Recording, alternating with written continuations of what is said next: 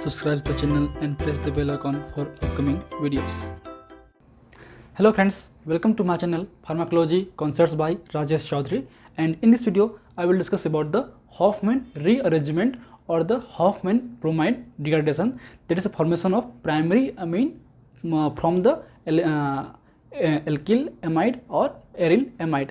तो इस वीडियो में हम बात करेंगे हॉफमैन रीअरेंजमेंट के बारे में, जिसको हम हॉफमैन ब्रोमीन डिग्रेडेशन भी बोलते हैं. ये जो मेथड्स हैं बेसिकली आपके प्राइमरी एमीन्स बनाने के लिए हैं, चाहे वो एल्फेटिक हो चाहे एरोमेटिक हो. तो इस कंडीशन में हम बेसिकली जो है आपके एरिल एमाइड हो या फिर एल्किल एमाइड को लेकर जो एल्कलाइन ब्रोमीन सोल्यूशन है या फिर क्लोराइड सोल्यूशन है उस पर हम यूज़ करते हैं, ताकि वो जो एरिल एमाइड है वो आपके एरिल एमीन्स में या फिर एरोमेटिक एमीन्स में या फिर प्राइमरी एमीन्स में बन सके. तो ये कैसे होते हैं हम आइए देखते हैं डिटेल में. So if you want to watch my previous videos regarding the organic chemistry you can check the description box below और by using this link. So now let's discuss about the topic.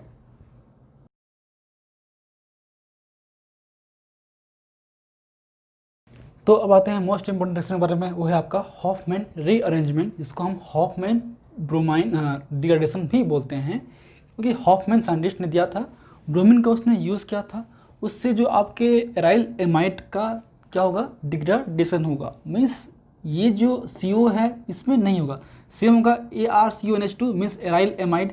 इसमें amide group है वो CONH2 group है वो NH2 group में change हो जाएगा. तो इसमें जो है रीअरेंजमेंट्स होते हैं. अब वो कैसे होते हैं बहुत थोड़ा सा कॉम्प्लिकेटेड है, पर उसको हम ईजी वे पे समझने की कोशिश करेंगे. तो ये आपका जो एल्फेटिक एमीन्स हैं इसके थ्रू ही बनते हैं. मीन्स आपके जो एल्किल एमाइड है उसके थ्रू भी हम प्राइमरी एल्फेटिक एमीन्स भी बना सकते हैं आपके हॉफमैन रीअरेंजमेंट से. इसमें दो चीज़ें आपको पूछता है ऑब्जेक्टिव्स में. एक तो आपका ये किससे बनता है, ये बनेगा आपका एमाइड ग्रुप से. अगर वो एल्काइल एमाइड हो तो क्या बनेगा आपका प्राइमरी एमीन्स बनेगा, प्राइमरी एल्फेटिक एमीन्स बनेंगे. अगर वो एराइल एमाइड हो तो उस केस में क्या बनेगा आपका प्राइमरी एरोमेटिक एमीन्स बनेंगे. ठीक है, इसमें प्राइमरी बनेगा. अब सेकेंड चीज़ें हैं कि इसमें कौन कौन से रिएजेंट्स होंगे. तो इसमें होता है एक यूनिट ऑफ ब्रोमीन या क्लोरीन, हम दोनों ले सकते हैं, ब्रोमीन या क्लोरीन हम ले सकते हैं. दूसरा NaOH और KOH. तो इसमें बेसिकली इंपॉर्टेंट ये है कि इसमें हम ब्रोमीन ले सकते हैं या फिर क्लोरीन ले सकते हैं. उसके अलावा जो आपका सोल्यूशन है वो मीडिया होगा, वो होगा आपका एल्कलाइन होगा, एक्वस NaOH और एक्वस KOH. इसके शॉर्ट में हम एक तरीके से कई बार तो कई बार इसको हम NaOBr या KOBr भी हम इसको लिख सकते हैं.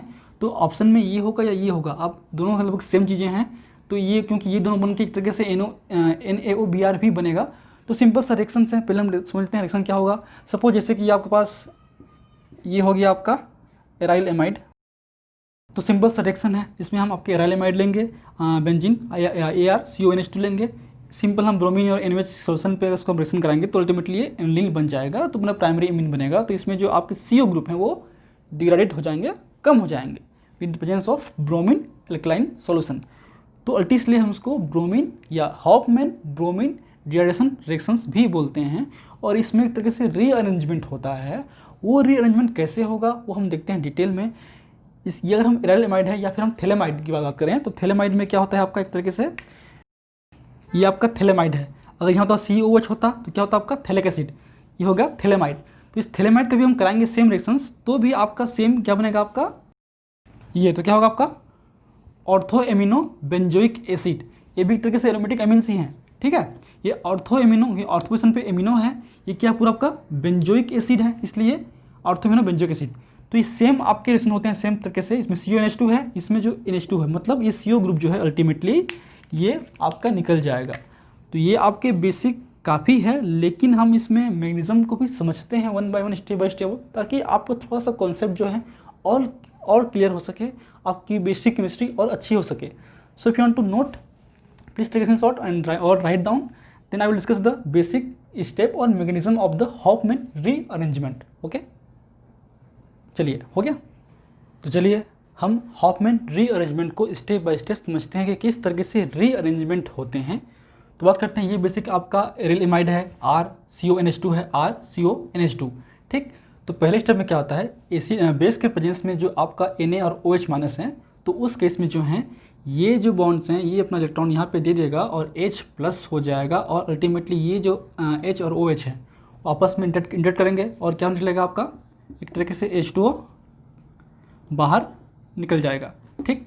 और क्या बचेगा आपका, ये जो है यहाँ पे माइनस हो जाएगा क्योंकि इसमें एक्स्ट्रा इलेक्ट्रॉन आ चुका है, इसलिए से माइनस हो गया।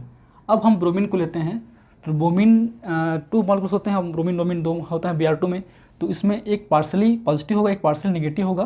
तो ये जो है अपना इलेक्ट्रॉन लेके शिफ्ट हो जाएगा और ये ब्रोमीन फिर आपके इससे जो हैं रिएक्ट करेंगे, ठीक। तो क्या बनेगा आपका RCONH Br, RCONH और Br, ठीक।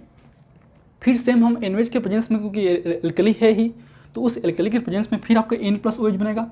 तो उस केस में फिर ये OH जो हैं आपके इस H से रिएक्ट करेगा, तो उस केस में फिर ये अपना इलेक्ट्रॉन यहाँ शिफ्ट करेगा और फिर ये H+ जो हैं आपके इससे रिएक्ट करेंगे और अल्टीमेटली फिर इससे जो हैं H2 मॉलिक्यूल बाहर निकलेगा। तो क्या हो गया आपका, फिर हमारा हो गया तो RCON- Br, ठीक।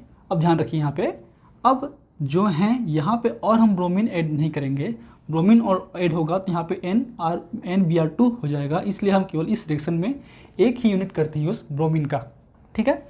अब ये जो स्टेप हैं वो बहुत ही इंपॉर्टेंट स्टेप हैं, ये आपके रेट लिमिटिंग स्टेप्स है, ठीक है, जो कि बहुत ही इंपॉर्टेंट हैं और यही सी में आपका रीअरेंजमेंट होगा एक तरीके से यहाँ पे।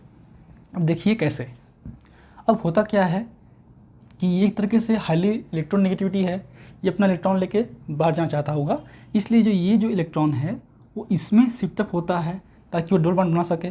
उस केस में ये जो अपना इलेक्ट्रॉन यहाँ शिफ्ट करेगा, सेकेंडली ये फिर अपना इलेक्ट्रॉन वापस यहाँ शिफ्ट करेगा और फिर ये जो है अपना इलेक्ट्रॉन यहाँ शिफ्ट करेगा।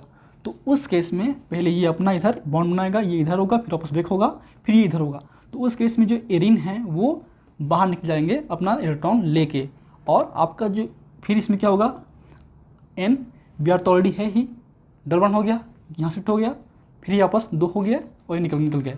तो ये होता है रीअरेंजमेंट। अब इस केस में फिर जो सेकेंड है उसमें क्या होता है, ब्रोमीन फिर अपना जो इलेक्ट्रॉन है वो लेके बाहर चला जाएगा और यहाँ पे जो पॉजिटिव होने की वजह से जो है वापस यहाँ पॉजिटिव हो जाएगा, ठीक है। तो फिर ये दोनों आपस में रिएक्ट करेंगे और फिर क्या होगा आपका RNCO, ठीक है।